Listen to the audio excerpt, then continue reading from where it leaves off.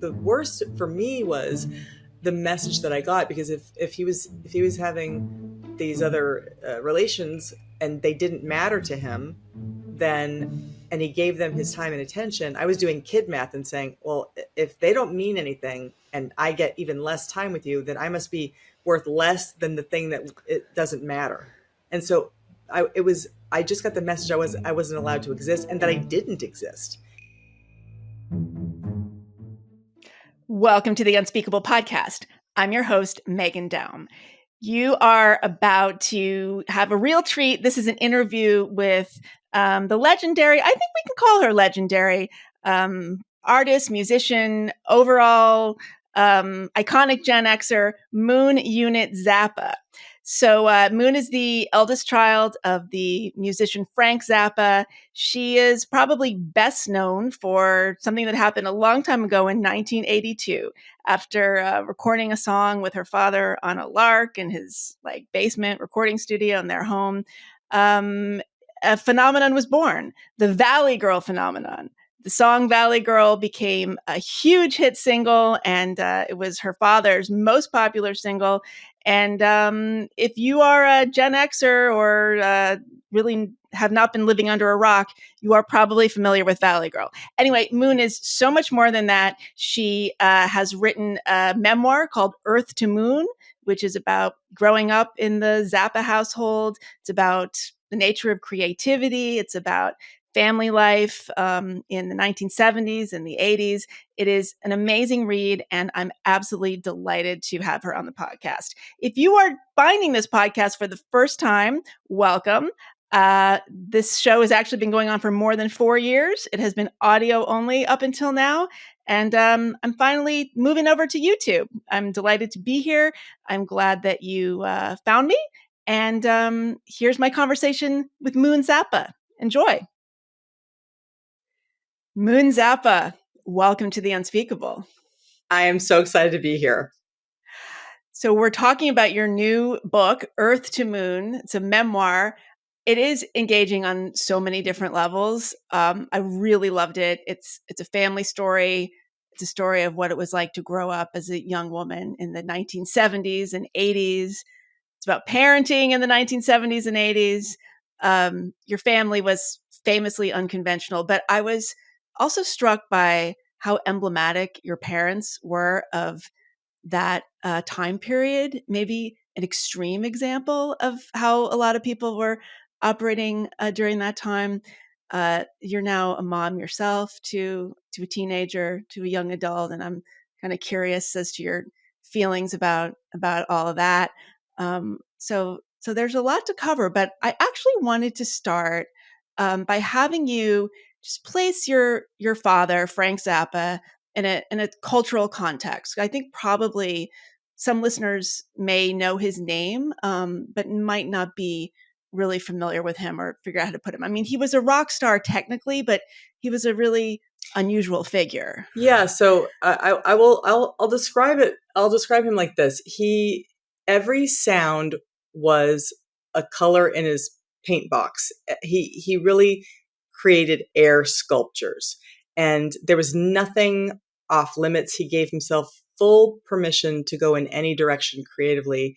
And he very early on got a bit of a kind of a cult following. He really spoke to marginalized and the misfits, and he just had he was making satire. He was changing how song structure went, and ultimately I think he thought of his entire body of work as one composition, and he really saw himself as a composer and an entertainer. Yeah.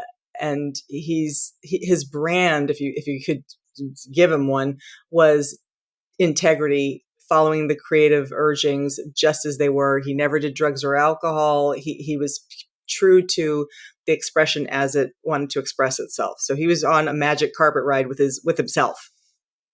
Yeah. So really an artist of his time. What you just described would be impossible in this moment for any number of reasons, but I guess that goes without saying.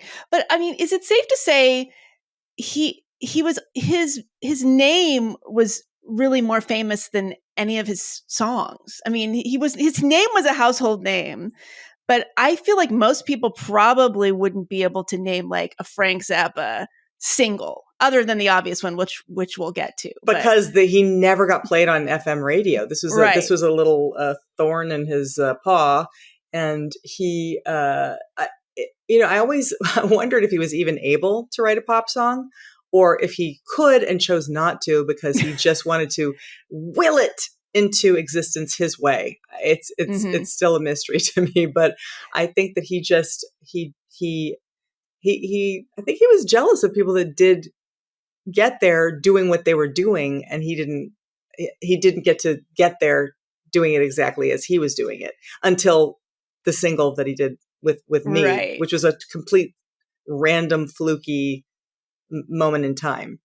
Yeah, and that is Valley Girl. Obviously, we're gonna work up to that. But I'm curious. So your father had really early success, and I'm asking this by way of kind of getting into the story of your parents, how they met, and of your marriage. So much of this book is about not only your relationship with your mother, but your mother's relationship with Frank. Your parents are Gail and Frank, and I was just so moved at the way you portrayed the dynamics of her loyalty to him and their dynamics, and like him being a rock star. And she was not a groupie to him, but she had a kind of groupie flavor, like, in her youth, it seemed to me a little bit.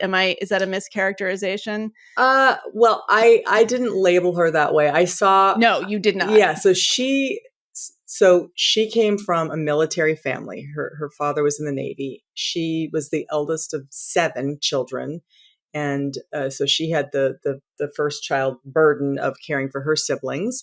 And they moved from town to town. And she, I think, briefly had some modeling success when they got to England.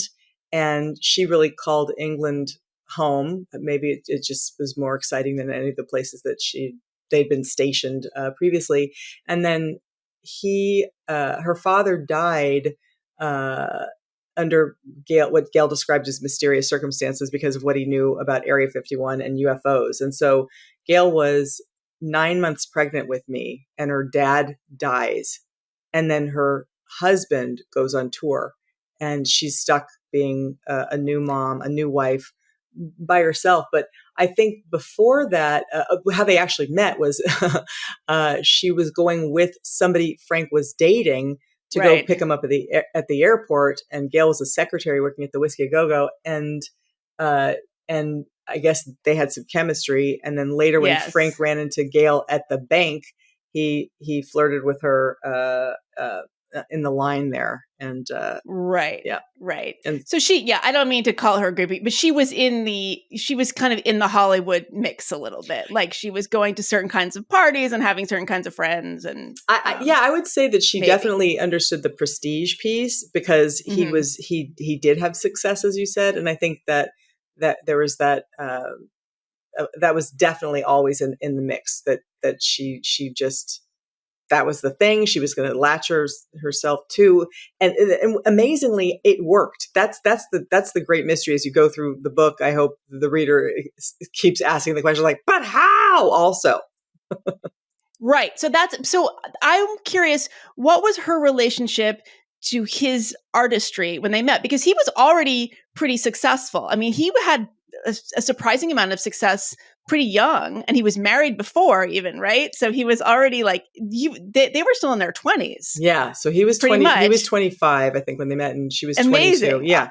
Already married and divorced, already like, had a notable musician, and had other careers as a writing rude greeting cards and doing set design and being a recording engineer and for other artists, and also scoring weird movies, and just, he was a hustler. He just had a vision. So they have a real romance. You come along, they're living in New York City. He goes off on tour. She's really by herself. And I mean, in a way, this is kind of obviously this is where your story starts. You are born. He is already. It's 1967. You're born. He's already well enough known that the fact that Frank Zappa has a daughter and he names her Moon Unit Zappa is like a news story. This is a media story, and people have all kinds of things to say about this. And Right. At so, that time, they must have been like, can he get any crazier? He's having right. children now, and that with that name. I mean, Gail told a story, which is in the book, that when Dweezil was born, when my brother's 2 years younger was born, that the nurses they wouldn't feed her until she changed his name on the birth certificate. They were they were so against our crazy names, and of course now our names are we are basically Debbie and I don't know what's a popular boy's name these days. It's pretty funny. Jake. Sure, yeah, Yes, we exactly. were just Debbie and Jake now at this point because the names are so out there. I think it doesn't. Right. Okay. Yeah, Elon's kids, it's just numbers and letters, Oh right? yeah, compared to Elon's kids, that's totally normal. I don't know that Dweezil is the new Jake necessarily, but Moon is pretty. But Moon Unit, and then the story was that you were now a unit, you were a family unit, and so there is a endearing backstory to that. So in terms of thinking about your life, and you've been a writer, you published a novel, we should say. Did it come out on 9/11? It That's sure just did. perfect. So you can imagine my fear today. I just thought last time I had released a book, something major happened. Oh, it's all on you. Yes, exactly. Exactly. I think that the corrections came out that day as well. Jonathan Franzen's corrections, and so that was the worst part about it, was that nobody could ever blame their books, the invisibility of their book on 9/11, because Jonathan Franzen managed to overcome that. But I guess there can only be one. Right. Exactly. And P.S. It has to be a white male. Right. So it was, you have been a creative person your life. You've done, many different things. I mean, this is an obvious question, but it's obvious for a reason. Why was this the moment to start in with this book? I mean, there's the scope it's a very wide scope. And it's yet the storytelling is very detailed, and it's also very, very funny. I have to say, I laughed out loud many Oh, times. that's good. So I'm going to imagine this is something that you've been thinking about for many years. Well, I always thought it was Gail's story to tell because she was the quote, quote, adult opposite my father. And she was there for whatever he was doing. She understood the context of what he was doing, the inside jokes. I always saw her as somebody entirely devoted to Frank and who really enjoyed what he did and enjoyed being next to him. It reflected well on her. And so if I had written the book any sooner or before Gail had died, it would have been just lovely anecdotes about the most crazy. It would have been like 12 chapters, 12 crazy, wonderful vignettes. You know what I mean? But when she died and essentially only bestowed the intellectual property to my 2 younger siblings, I had to take a step back and reevaluate absolutely everything, because essentially what she was saying is I don't respect you as a person. I don't wish you well eternally. Your ideas are no good. She also had in there, if you find God, then you get absolutely nothing. So you get something if you just obey your 2 younger siblings, or you can have nothing if you find God. And so this madness, absolute madness, something you would never. She built in a Sophie's Choice. It was so. Wait, how is this to be determined? How, she will know from the afterlife whether you've found God, or And what is God? What if you love trees? No more trees. Well, We have to chop all the trees down. You define, yes, exactly, as you choose to see it. Exactly. So it was such a crazy curveball that people were like, "Did you see it coming?" And at first I was like, "No," but then as I reflected, I went, "Nope, it was there the entire time." And again, just something as simple as estrangement.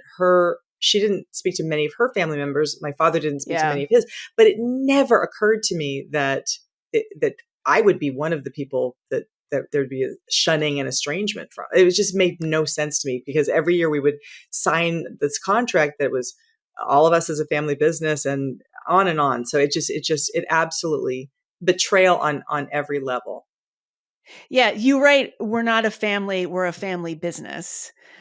And, so Dweezil's a few years younger than you, and it's not really until he comes along and is sort of growing up little boy in the story that we start to see just how kind of out of sorts Gail is. Like, first we see her as your mother, and okay, she's kind of being an eccentric Hollywood, late 1960s, early 70s Laurel Canyon person. But then, she's so doting on Dweezil, and then you're like, well, is this like a boy mom thing, as they now call it? But like, were A you backup husband? Yeah, right, exactly. Kind of a surrogate. Yeah. But like, it's so hard when you're a kid because you don't know any different. I mean, was there a point at which you were able to step away and actually say, "Oh my gosh, my mother is maybe even mentally ill. Like, this isn't just a weird dynamic, or this isn't just us not being able to gel. There's something bigger going on." Yeah, so that's a great question. When I was small, I just felt uncomfortable and unsafe and trapped. And as I got older and got to be around other families, and I saw that they sat at dinner tables and people asked what they were thinking about and how their day went, and if they liked something, they'd get more of that something they liked. They were mirrored, essentially. They were hugged when they were sad and given soup when sick. This was it was just completely foreign to me. And then as I got into middle school, then of course I heard the accent that the girls I was going to school with, Right. how they would speak. It was just amazing, enchanting, and hilarious. And then past that, when I really started seeing, wow, we really do come from a different family, and I got into therapy, I would describe Gail, and the therapist would say, "Run for your life." And I would say, "Oh, no, I must have told it wrong. I must have made myself look good. Let me reframe it and Mhm. explain, here's why she probably thought that or did that or whatever." And they would invariably say, "Run for your life." And then I would find a new therapist and say, "I'm seeking harmony. I'm not getting rid of anybody. I'm just trying to know how to make these people not do the things that they're doing." just and then I just kept trying that over and over, because that was the conditioning. That was the Right. it was the letters I would write to Gail and Frank, the gushing, like, "Thank you so much. I love you so," the stuff that a parent should do for a child. It was always moving up towards the top of the pyramid, never coming down. Did you get the sense that they were demanding that, and that one of them was demanding it on behalf of the other one? Because they both obviously needed a lot of attention and like adulation. Frank in perhaps more obvious ways than Gail, but you worshipped your father. All you wanted was his attention, and he was absent so often touring. Yeah. But were they overt in their display of needs, what they needed from you? I mean, things just went more smoothly if you just hop to it, and with that military precision, and just get it done as fast as it's being asked for. That was just the culture of the house, and it wasn't. You didn't think about it. You just took an action, and in writing the memoir, I thought, oh wow, maybe there was some neurodivergence there. We didn't have that language for it at the time, but Mm. maybe. And what's so crazy is that when I think about that possibility, mental illness in Gail perhaps, and my father having some sort of spectrumy, who knows what, I have to grieve it differently. So if somebody is intentionally mean, that's one kind of grief. If they can't help it, that's another kind of absence of those things, those needs being met, and that's a different kind of grief. Bottom line, I'm not getting my needs met, but it's how I had to compartmentalize and be like, Yeah. okay, if it's this, then this. Like, I was always working a cold case. It was always like I was doing the forensics on it. Describe your house, because you're up there in Laurel Canyon. People might assume, okay, this guy's a famous musician. These people are living high on the hog. They must be really wealthy. But there was chaos. I mean, it was dirty. It sounded like there was just a lot of stuff. They also had their own business, so they started their own record label at a certain point, and there was like literally piles of packaging. And I don't think people realize how hands-on this kind of thing was and still is. You described like a dog in the backyard that nobody looks after, I never literally did eating not. together on a table. I literally did not know dogs were allowed inside a house. I literally, this was a complete, so when I got a dog later on, it was going to be an outside dog. I didn't even know they were allowed inside a house. I mean, that's how feral we were. It was like figure it out for yourself. And which is so shocking because in the world, my father was just such an advocate for education and knowing how democracy works and being civic minded and registering to vote and whatever. And so it was always holding these two opposing forces and these ideas that just you have to get psychologically bigger or dissociate or a combination to navigate this stuff. Even as an adult, it's complicated. So when you're doing it when you're little, it's a little bit more fraught. But yeah, it was challenging. Did you ever eat together as a family, or did you just eat like wherever you wanted, whenever you wanted? Oh, two meals a year, Thanksgiving and Christmas, and grumpily. Mm-hmm. And sometimes at 10 p.m. With the convection oven on high, hoping to make up for missing time getting the turkey in so late. But yeah, it was a lot of activity. But and the thing too, going back to the house was originally a 2-bedroom house, and Gail, we had a construction going on. I think because they both had so much, they were moving around so much. There was that desire to just continue with that chaotic feeling. And so the house was under construction basically Monday through Saturday.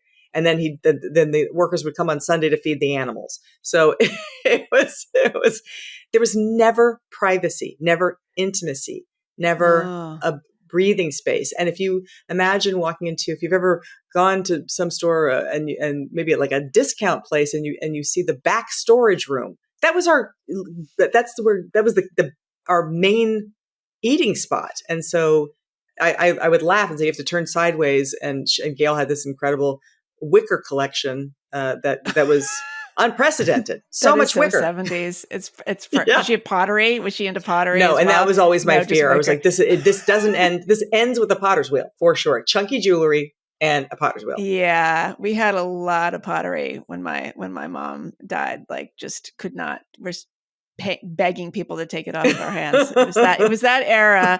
And Frank had a recording studio in the basement, mm-hmm. and you guys had an intercom system. And were you like constantly hearing his music? I mean, that's the other thing. Mm-hmm. Why? I'm trying to understand. Like, is it playing through the intercom? It like sure some was. kind of music mm-hmm. in the background? Why? Because that's just what was happening. That's just what was going on. You'd hear the editing, the rewinding of the things. I mean, again, these are things that just were normal to me. And it is, when I think about it now, I'm pretty sure the government uses that as a way to get people as a torture. Yes. And so, but the truth is, I do feel like you get smarter listening to my father's music in the same way that if you looked at a Rothko painting, that red has something else in it because the intelligence is just embedded in there. There's a transmission that's happening there. So even if the music is like, oh, we're doing this again, I'm having that feeling again, and it was in a way the only kind of intimacy I could have with my father, just kind of being in that world and just kind of making sense of the notes and what that feeling Why was. Did he need everybody to hear it? I don't think he was even aware that was happening, to be honest. And this is the other piece about writing the book. I always thought Frank was on board with all of the things that Gail did, but he was gone for so much of it. And it occurred to me, he might not have ever known any of this stuff was going on. But he would come home. Correct. And she would change. Okay. Yeah. Okay. The behavior would change somewhat. So his infidelities, again, very much of their time in that they were so out in the open. This was just the price of admission for her to be married to this kind of artist. And she was very upset by it. She would have moments where she was afraid it was over. He was not in love with her anymore. And I was curious reading like how much of this was him actually saying to her, I'm done with you. I'm going to run off with Gerda from Germany. Or is she imagining this? I'm really curious, like looking at this time period and this kind of relationship from the perspective of like post Me Too, we're sitting here 2024. It's the kind of thing that was totally tolerated back then. Like there was almost a romance in it, like a self-injurious romance in that kind of relationship. It was literally the perk of that industry. You went into the industry doing that, and the women knew, oh, that's how I have access to them. I don't think it would ever have been in a Me Too situation at that time. I mean, it's just starting to, I think, be. I think the music industry is like the last to go. Yeah. Yeah. It is strange. Oh, that's interesting. Yeah. So, but I think that, again, Frank was very transparent. He was a take me as I am person. And if you stay, that's on you. And that's what I saw. But the worst for me was the message that I got, because if he was having these other relations and they didn't matter to him, then, and he gave them his time and attention, I was doing kid math and saying, well, if they don't mean anything and I get even less time with you, then I must be worth less than the thing that it doesn't matter. And so I just got the message I wasn't allowed to exist, and that I didn't exist. Mm-hmm. And so the book, I go over how I basically, like, this is the brain that pain built. And this is how I internalized this madness. And I look back with so much empathy for myself, because I go, I was doomed from the start. I see how I got there. I see how I ended up in these situations that to me today, I would never get into these things again. My kids certainly would never I would never allow my kid to get into anything like this. And so it's when I had a kid, it was a chance to have really a first chance at childhood through my kid's eyes. And then I had empathy, and I got angry all over again, because I thought it's so easy to say, this isn't about you. I'm crying and raging out, but it's not about you. I mean, and with Frank, was there the feeling like, well, I'm going to treat you like an adult? Because I think this was another 70s thing. Yeah. Like, don't treat your kids like kids. Like, that was somehow infantilizing. You were infantilizing your infants, right, by not treating them as equally or as equals, or not speaking there was this kind of like speaking very bluntly about sex, or like the facts of life, and just kind of giving these very clinical explanations of things, which kids couldn't really process. I feel like, parents were there was a certain cohort of parents that were bending over backwards not to be like sentimental or sort of stupid or bourgeois or whatever it was. Or feel the restrictions that they felt growing up, which exactly. I would have lived for restriction. Oh, that would have been so great. Right. So it's like, I'm going to treat you like an adult, and you're going to know about my, all of my affairs. I mean, there was a scene where you and Dweezil, I think are you teenagers, and you go to New York with Frank, and you're staying at this hotel, and there's supposed to be connecting rooms, but anyway, he's in the room next door, and you're hearing him through the wall having sex with some woman. And you just have to kind of sit there and process it. And it's never discussed. It's never mentioned. And like, these are the conditions of being in his company. Yeah. It was, again, the message that I got was, you could say in some ways the buzzword right now is toxic femininity. You could say this is a portrait of that, because I pretzeled myself until I was pulverized into dust. And that was the formula for girls in a household. And I cannot believe that we're still there. It's unbelievable. So being a girl growing up in a patriarchy inside of a bigger patriarchy, and just having a sense like, this is so wrong. I was so confused too, because the messages I got were like, men are the ones that care for the household and do all the things. And I was like, I only see a lady doing that. Gail Zappa was doing all the things. So I was totally confused about gender roles and what it even meant. And I was just, and when people would come to the house, I was just going, okay, do you like adults or children? Do you like the boy ones or the girl ones? I mean, I was terrified all the time. I didn't know what was going to happen. Yeah. Who was going to be naked next? Right. Well, there's an incredible story you tell. I think you're 19. And are you 19 with the drummer from the married drummer from the heavy metal band? Yeah. Okay. So this is amazing. This is and the way you construct this scene is genius. Like, it's heartbreaking, but also hilarious. So you, you don't name the band, so we're not going to speculate. But this guy, he, and you don't have a lot of sexual experience at this point, right? Virtually none. Virtually none. Everyone's afraid of my father, and because at the end of the day, he's a Sicilian dad and a powerful figure in the world. So I was an off limits. Right. I think the polite term they would say is the marrying kind. Okay.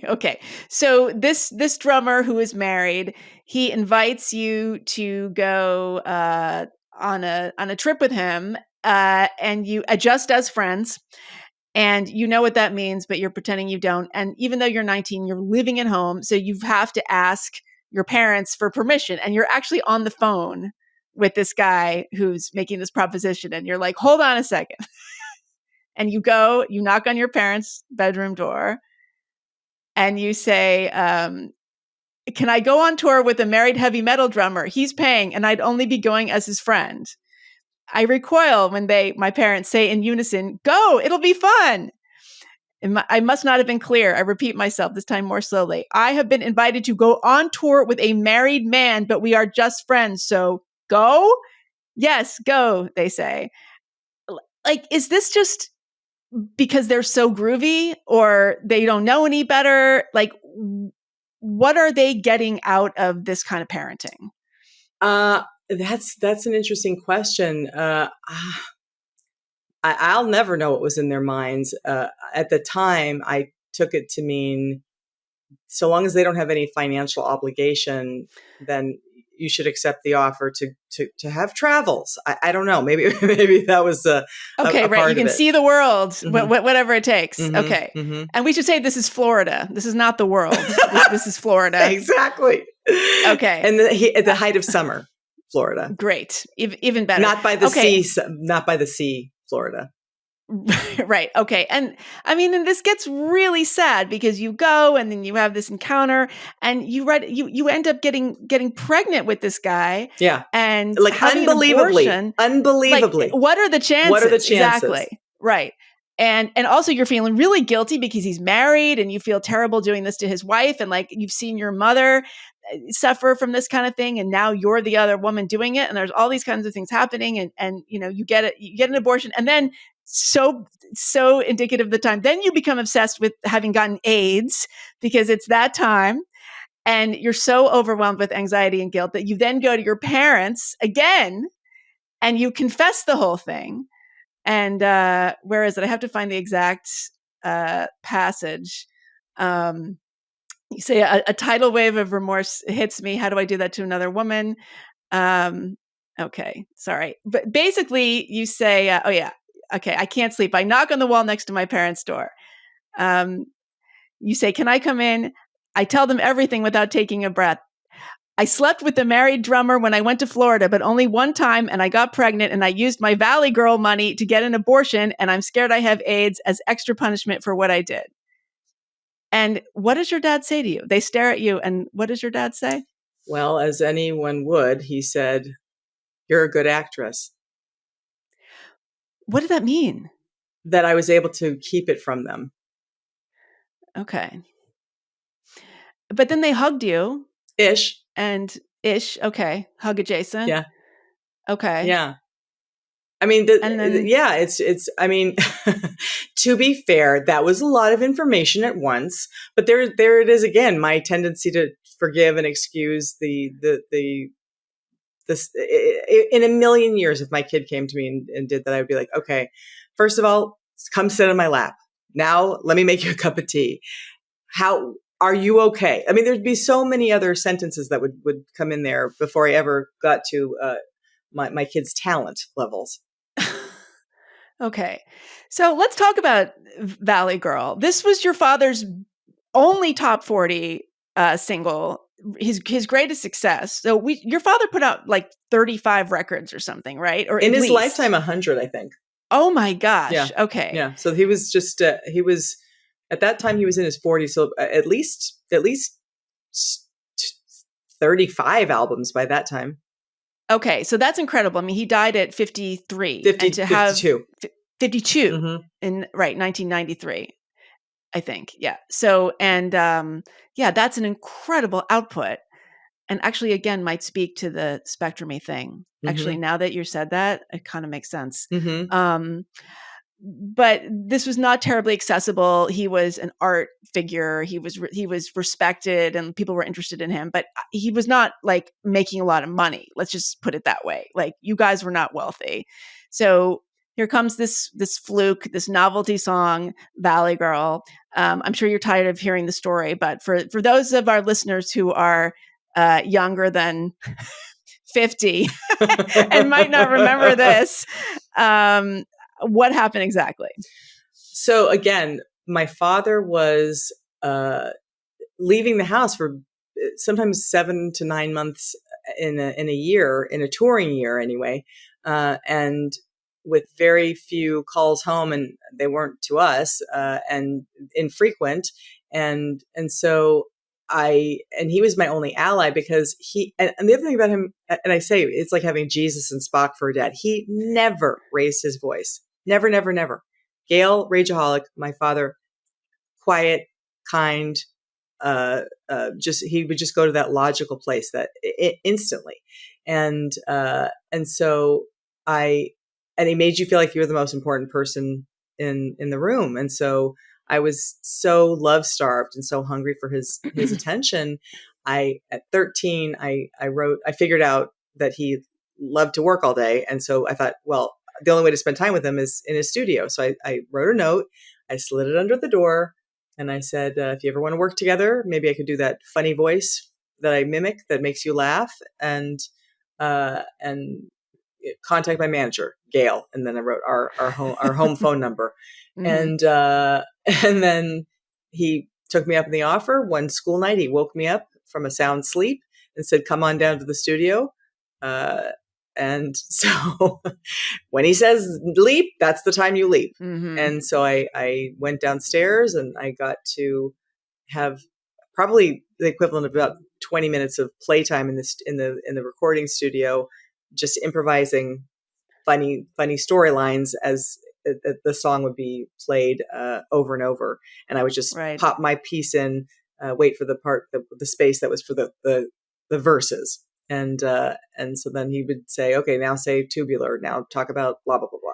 And so that was the time. And it was just a moment of father-daughter time. And Yeah. then later it ends up on the album. I mean, and I mean, an entire cultural phenomenon. So, okay, but let's back up. So you were living in Laurel Canyon. You were not living in the Valley, to be clear, but you were going. You were at the Oakwood School at this point. Yeah, Is that where to this live was? in the Okay. Valley was it was, I don't know what the equivalent would be, Mar Vista now, but even Mar Vista's nice. It's like New Jersey if Okay. you are on the East Coast. Yeah, okay. everybody has a town that everyone's like, no, thank you, and so that was the Valley, and so to be associated with it, I think he was doing satire, and that's the breakout song at a time when Short People, Randy Newman's amazing breadth of work, was that's the standout song. Okay. So there was this Val speak. I mean, it's just so baked into the way young people talk now that I think it's probably hard for people to even, extricate this, but like this sort of like, oh my God, like Exactly. we do it all the time. It was just a particular way that these girls were speaking that you had not heard before, I guess. And you were mimicking them. And like, what was the listen to me, now I'm really self-conscious. Like, what was the demographic?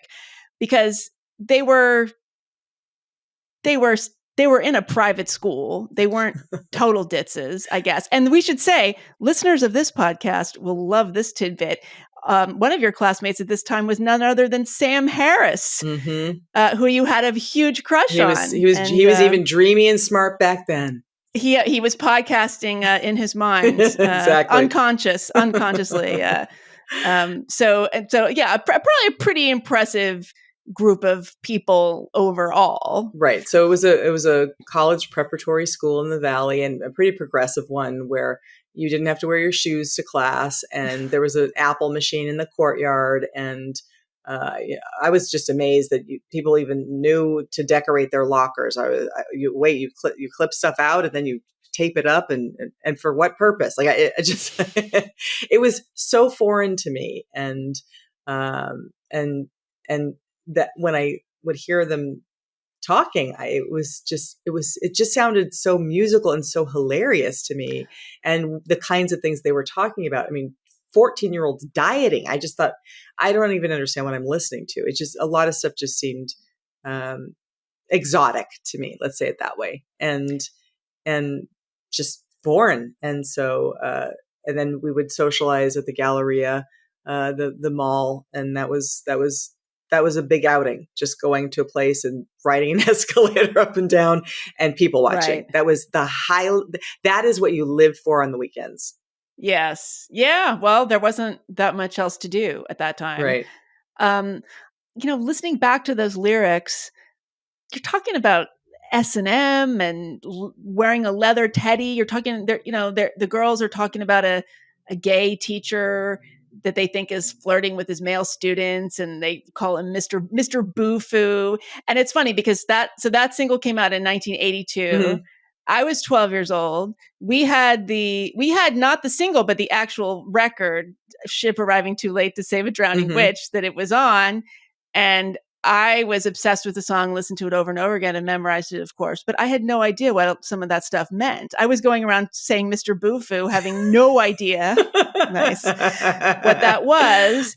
So were those girls really involved in situations like with a guy who would be into S&M? Like, was this just sort of part of the culture, just gross, creepy, older male predation? This is interesting. I will probably end up posting some of my early drawings on social media, because I was drawing S&M portraits from the time I was 8.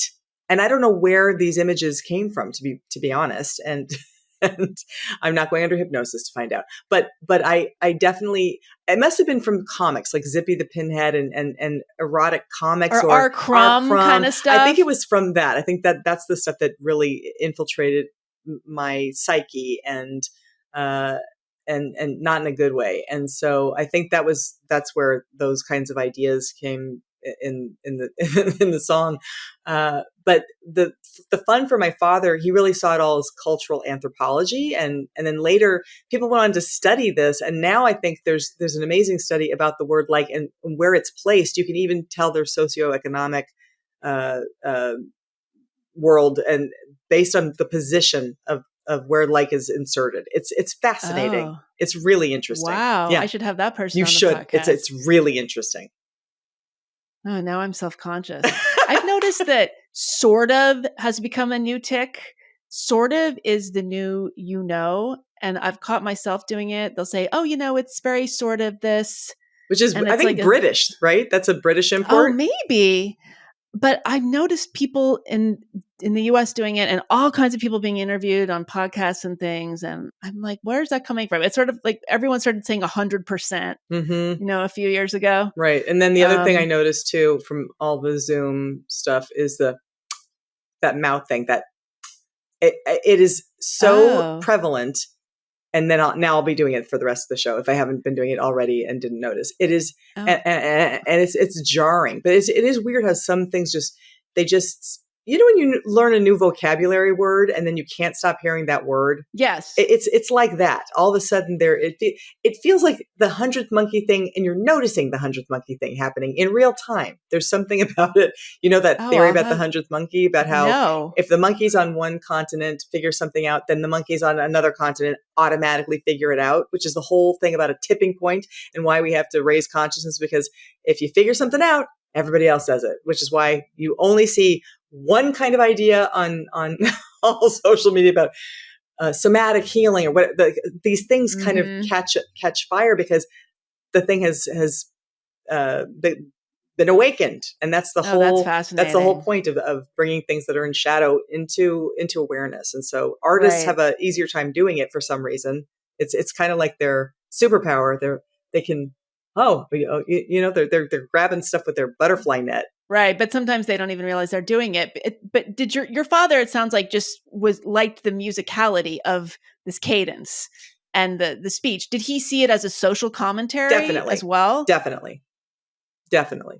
Yeah, that was his wheelhouse for sure. Okay. And he was, I mean, because if you listen to the I guess the verses, he's making fun of them and really beating them up pretty hard. Right. And it's not fair. Like if you think about it, if somebody just went into your closet and then just pulled out one outfit and said, this is what she likes. This is all the stuff that she thinks about. This one, something you haven't thrown away yet. Mm-hmm. You know what I mean? And then a whole idea about who you are is built on this one standout thing you've plucked out of nowhere. And so here's a body of work. And so you have to even train the eyes and ears how to see what they're seeing. This is why always stay close to the experts. Always learn how to see what they're seeing. It's fascinating. I love when I get to learn how somebody who's amazing at something loves what they love. So this song becomes a huge hit, totally unexpectedly. You are 14 at the time. Yes. You have horrible cystic acne, Yep. which you describe in withering detail throughout the book. Yep. You suddenly have to go on all these total cringe, as they would now say, shows, lip syncing the song sometimes trying to sing it. That was a thing. Well, that was the thing. I mean, did you go on like Solid Gold or something? I did go on Solid Gold. Okay. Mm-hmm. And Frank's not even with you most of the time because he's touring and you're just thrust out there. And your mother is actually jealous of you at this point, visibly jealous. And this must have just created a total like clusterfuck of emotions because on one hand, Frank has been very resentful that he hasn't had more commercial success, that doesn't have more recognition. And now it finally comes and it's this kind of thing. And it's you in the spotlight, which your mother doesn't like. How did you even metabolize all of that? Well, it took me many decades and many asking all the right questions to all the wrong people and making so many mistakes. I always knew I was never allowed to write a self-help book because and if I did, it would be called "Turn Back, Don't Follow Me." Right, do as I say, not as I ever did. Yeah, that was my title. Yeah. But I mean, what were you supposed to do at that time? I mean, was it exciting in the moment? Because suddenly everyone's coming up to you and saying, "Oh, you're the guy. Your dad is this person, and your dad is a rock star, and now you are, and now you're hanging around with the Brat Pack, and you're getting acting gigs." Right, but the problem was I didn't have any esteem. I didn't know I had any value, and so it never was fun because I didn't feel like I had anything to offer anybody in those situations. I didn't know I was smart. I didn't know I had abilities because I was repeatedly told I didn't write the song. Looking back, Gail is such an unreliable narrator. I had to sift through the rubble and say, could Frank have possibly not said the thing Gail said he said? Could it be possible that that's not what actually went down? I'll never know. And so that was one of the other frustrations about her death. I didn't get to go through her papers. I didn't get to go through what she really was thinking about. I didn't get to look through her diaries or look through her computer files. She remained a mystery. And so I just had to work with the information that I had available to me. I had to really treat it like a police report, truly. Yeah. So describe actually what was the legal situation, because I think it's confusing to some people. And we should say there's four of you, there's four siblings, there's you, there's Dweezil, there's Amit, who is maybe named after Ahmet Erdogan. That was an incredible detail, who we think your mother might have slept with. Like, that's quite a namesake. Yeah. Amit has a different story about how his name came to be. And that's another thing. I just heard that story from Amit 2 days ago, that he didn't know my story and I didn't know his story about how he was told he got his name. I mean, I'm a 56-year-old woman, and there was no information that was going newsflash to everybody, CC'd everybody. No, there was no unifying mouthpiece or a document so we're all on this. There was no such thing as we're all on the same page. Mm-hmm. And I just assumed that everyone was getting the information I was getting. And maybe they assumed that as well. There was so many I guess you'd call them like sliding doors moments, so that when after all the legal stuff happened, I learned stuff that I didn't know that made more sense to me. For example, I didn't know that Amit had already been loaning Gail millions of dollars. So when she made him, when she put him in charge of all the intellectual property, I can see the logic in it. She's already been putting him in that position, and I didn't know all the deals that they had done before. So I'm just looking at the information I'm given, and Right. and just working with what I'm told and what I'm being told by my attorneys. And essentially, it's public record. You can look up these horrible documents, but it's the bottom line is a divide occurred, and in one fell swoop, I lost 3 family members, and 2 remained alive. And I think a living death is worse than a dead death in some ways, because you keep thinking, well, any day now they'll figure it out and call me and say, I'm so sorry. Any day now. But that's how my brain works. I'm just so cheerful and optimistic, and to my detriment. Well, that's natural. So we should say, right. So, and Diva is your youngest sister, and she's quite a bit younger, like 13 years, 12 years younger. 12 years younger. So there's Diva, Amit, Dweezil, and you.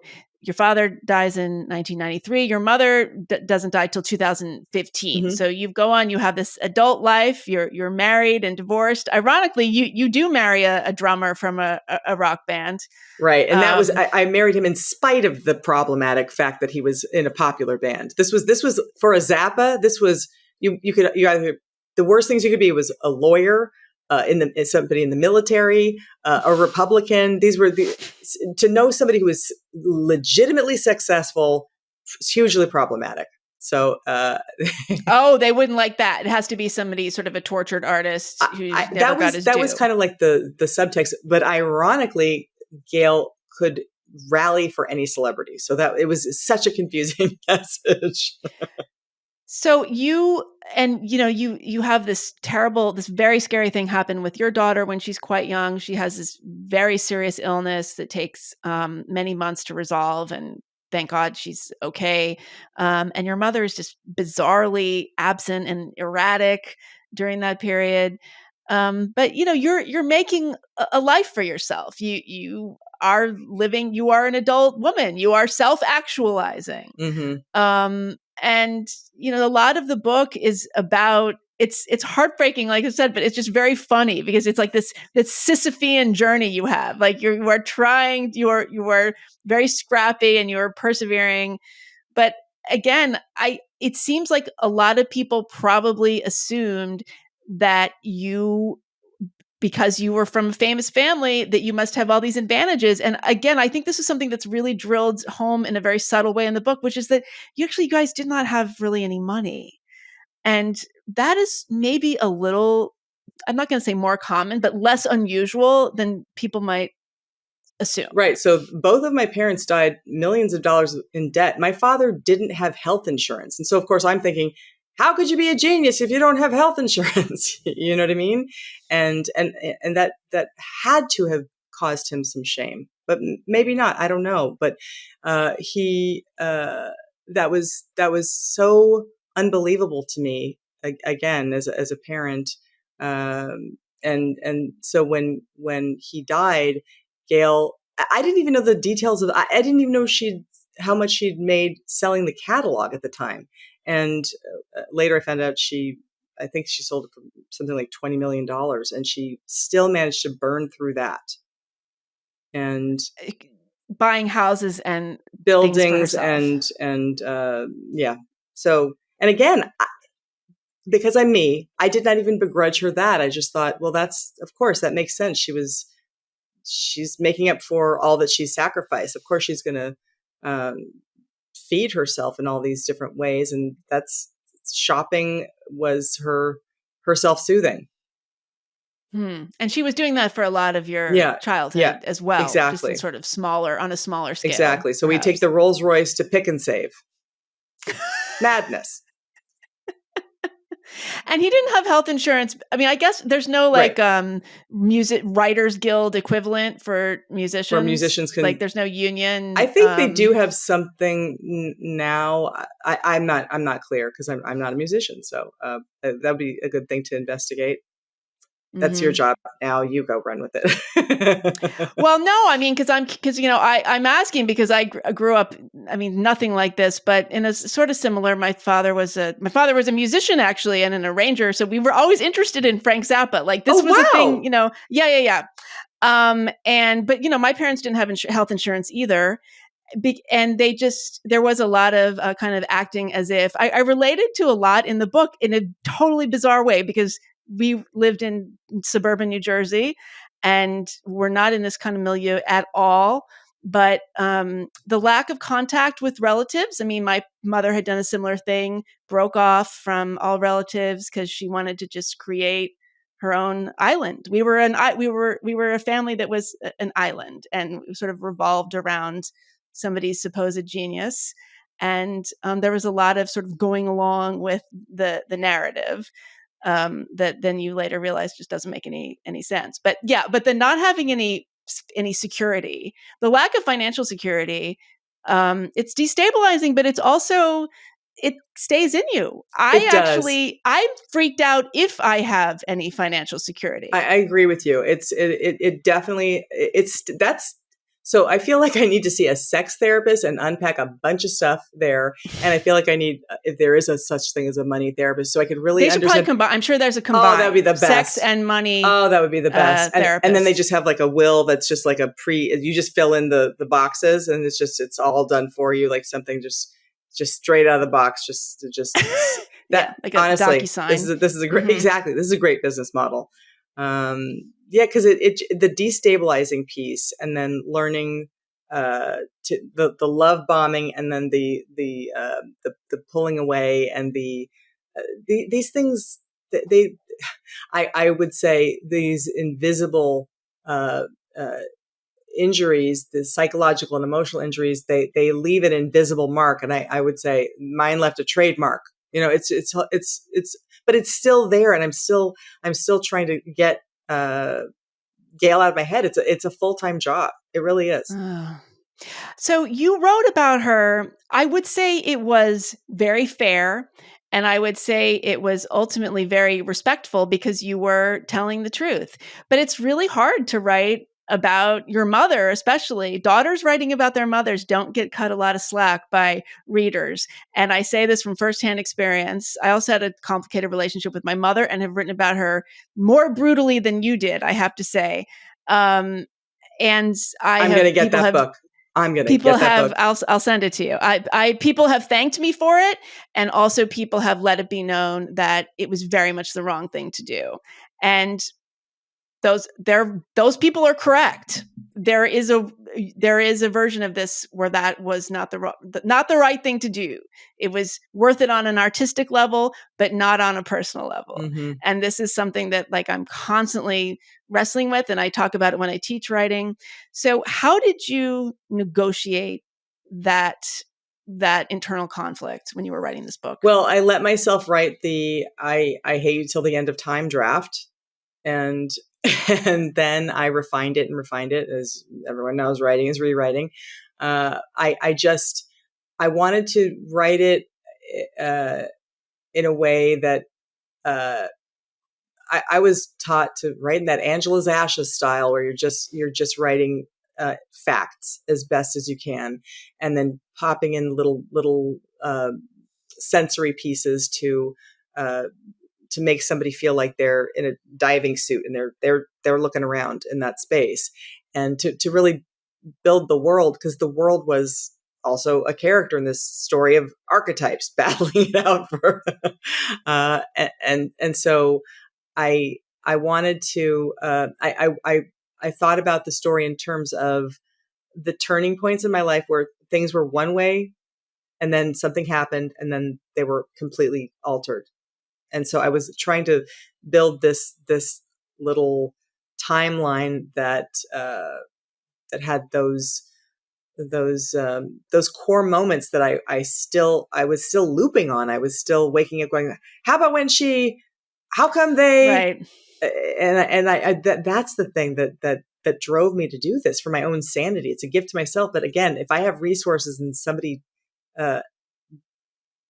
doesn't, I hope that I can be that kind of a skeleton key for them the way other people's work has been for me. I mean, I read Oh, the Glory of It All, and I thought that's a weird story about a butter mogul. Do you know the This story? reminded me of, this is Sean Wilsey's amazing memoir. Actually, your book reminded me of that book, I have to say. Oh, thank you. That's a compliment. I love that memoir. Yeah, when I read that, I just thought, I mean, first of all, if I hadn't read that, I wouldn't have known what to do in the situation I was in. I mean, I'm getting goosebumps thinking about it.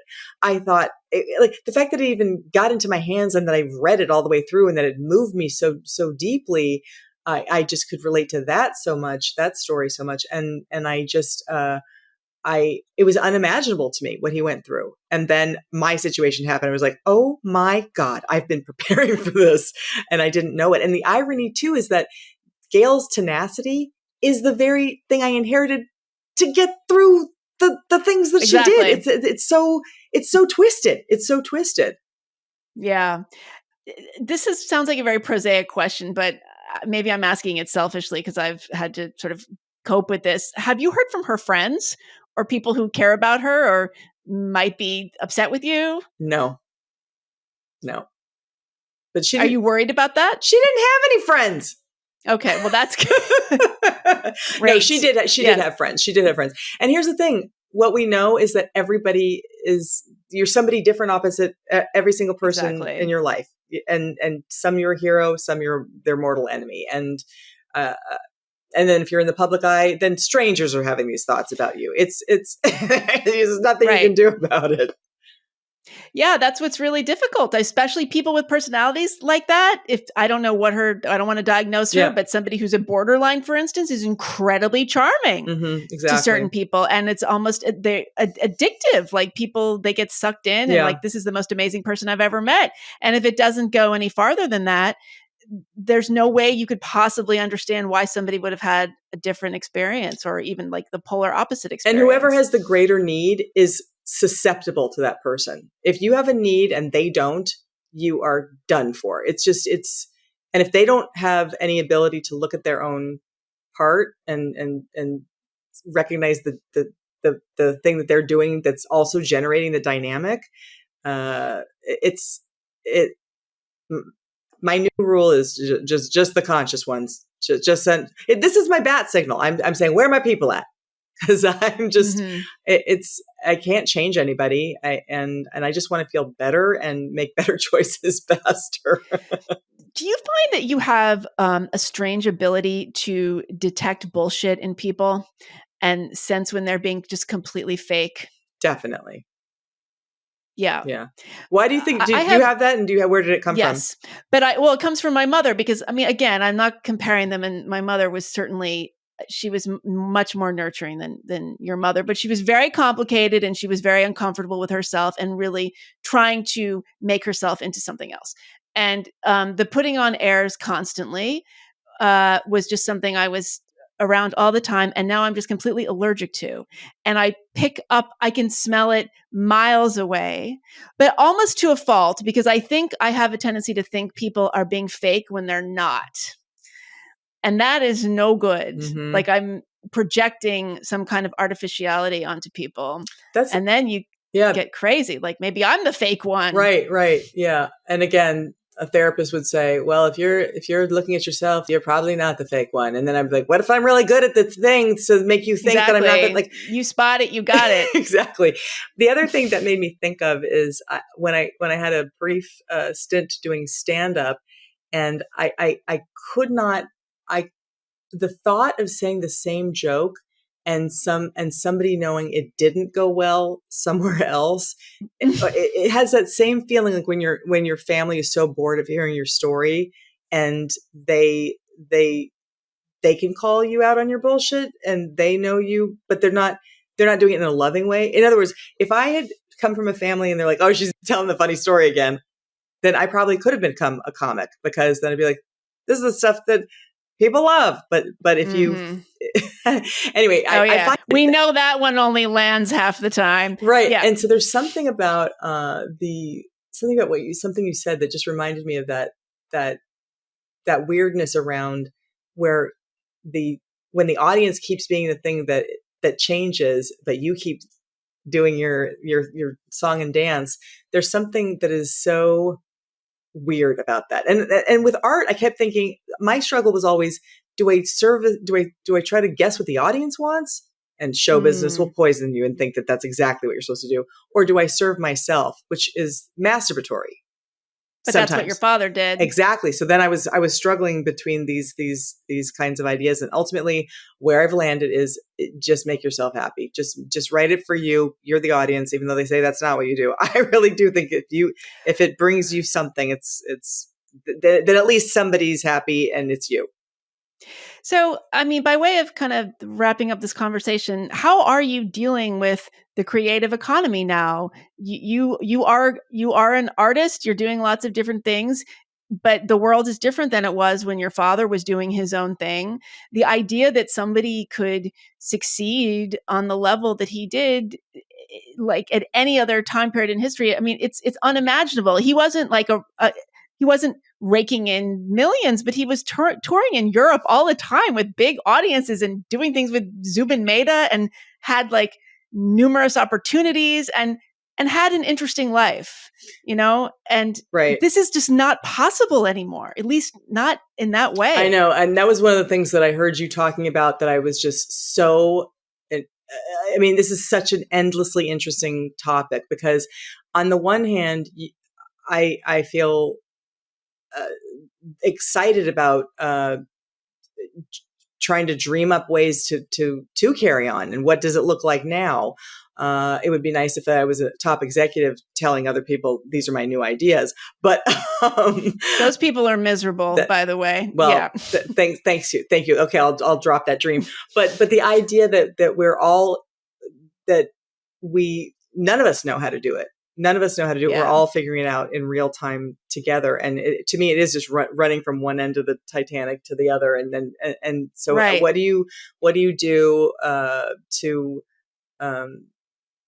just continue listening, being able to listen to your expression? That's a separate skill than the creativity piece. So then you have to have these two jobs and not be good at. And there's right. And then there's the branding piece. Right. So we exactly. should say you're referring to, we met a few months ago because I was, I was brought in to give a talk. I didn't realize it was a talk to a group of writers, creative people in Los Angeles. It's just a mutual friend's private home. And I was kind of embarrassed because I was winging it, and I was started talking about how I would become a podcaster. I went from, my audience knows this. I've talked about, pivot from being a writer, not a podcaster, but just the amount of time that has to be spent promoting the podcast is totally overwhelming and nothing that I'm good at. And in fact, being the age, I'm a few years younger than you, like branding yourself is just absolutely the most embarrassing, mortifying,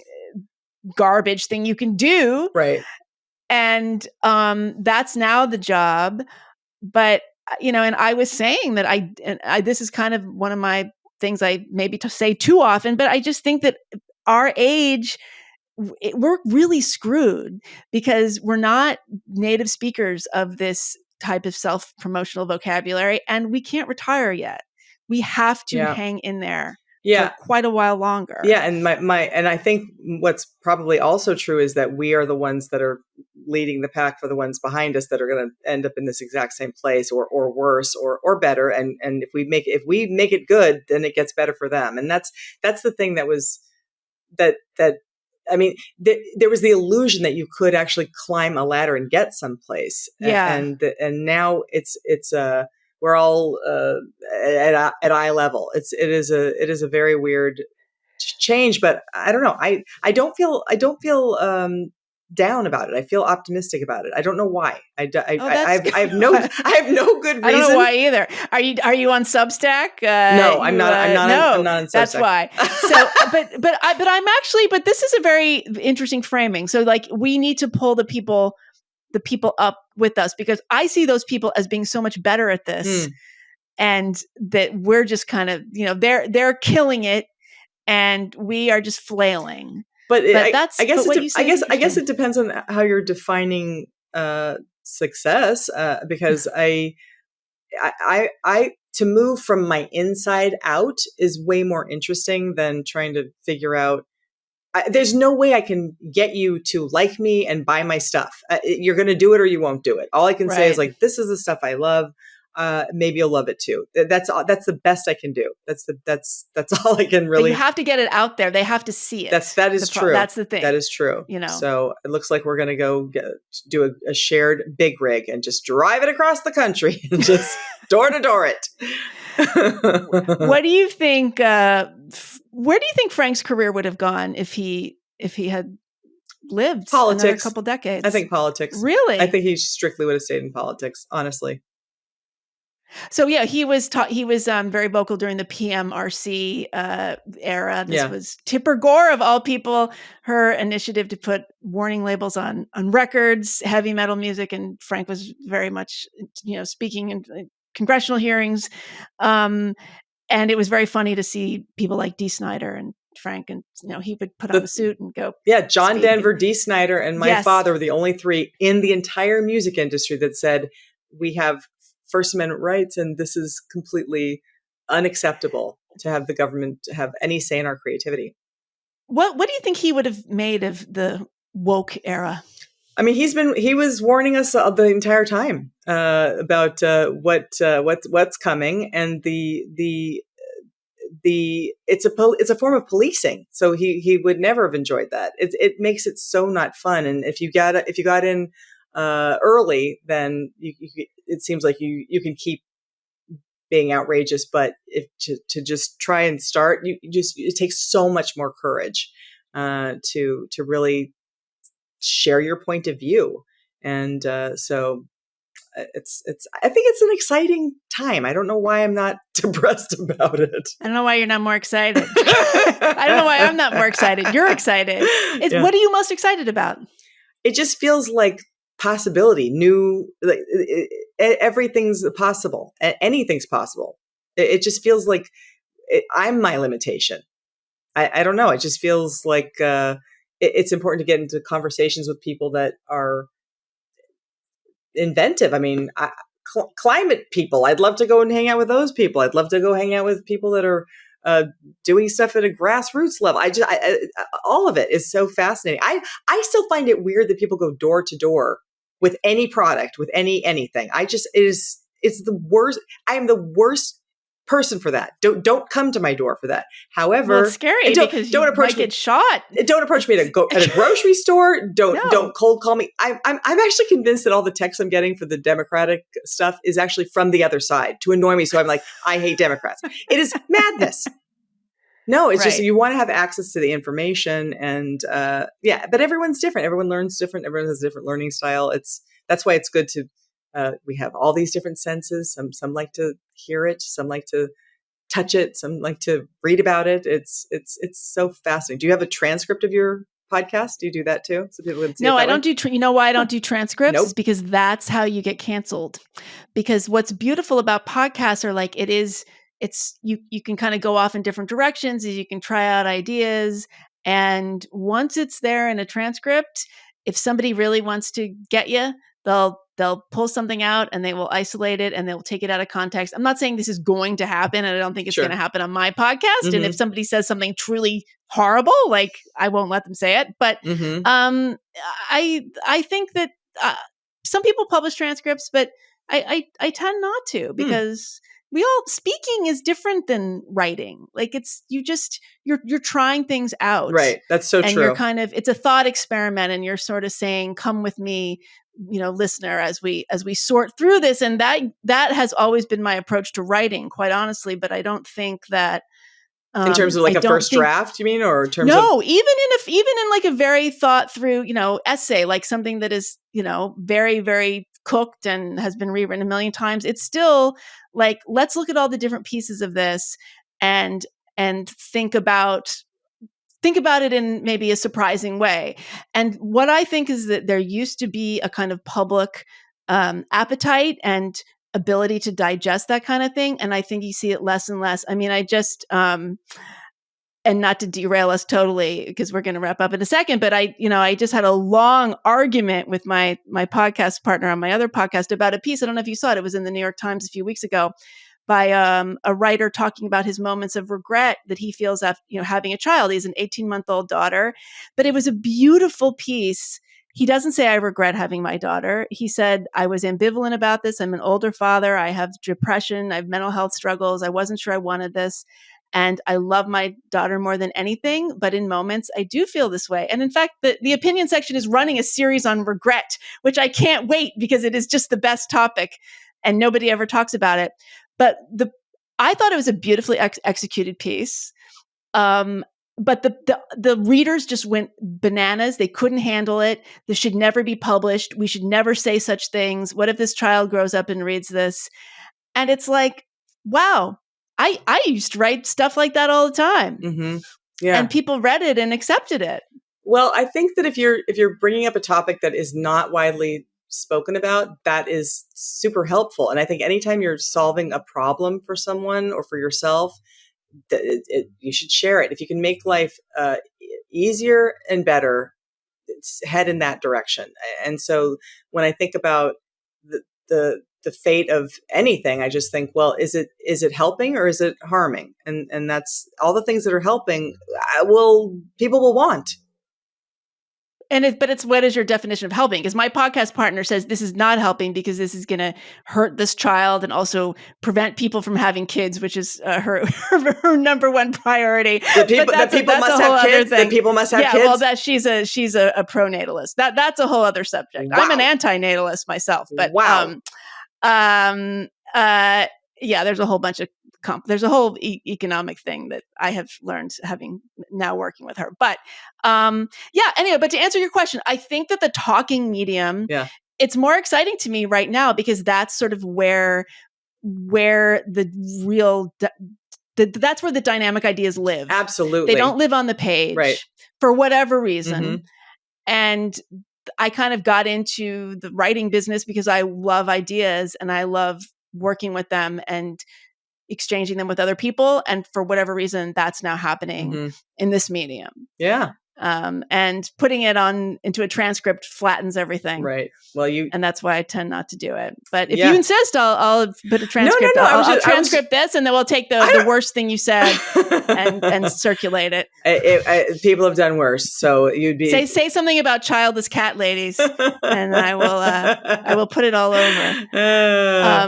So what do you what are you most excited about in terms of this book being out in the world, and what are you most scared about?